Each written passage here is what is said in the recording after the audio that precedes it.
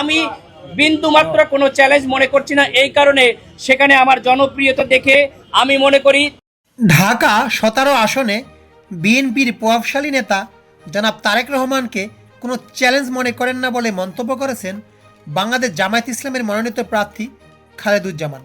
তার এই বক্তব্য রাজনৈতিক অঙ্গনে তৈরি হয়েছে বাড়তি কৌতূহল।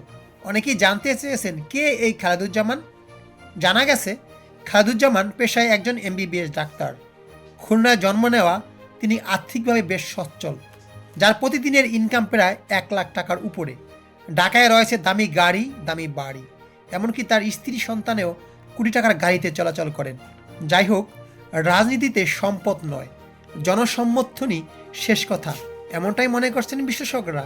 ঢাকা 17 আসনে জনাব তারেক রহমানের সম্ভাবনাই আপাতত সবচেয়ে বেশি জয়লাভের ক্ষেত্রে, এমনটাই মনে করছেন অধিকাংশ ঢাকাবাসী।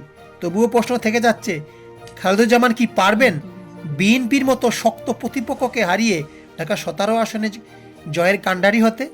এ নিয়েই চলছে নানা জল্পনা কল্পনা। অনেকেই প্রশ্ন তুলবেন, খালেদুজ্জামানকে নিয়ে কেন আমার এত আগ্রহ? যেহেতু খালেদুজ্জামান বলেছেন তিনি কাউকে চ্যালেঞ্জ মনে করেন না, এই জন্যই অনেকে জানতে চেয়েছিলেন কে এই খালেদুজ্জামান, এই জন্যই ভিডিওটা করা।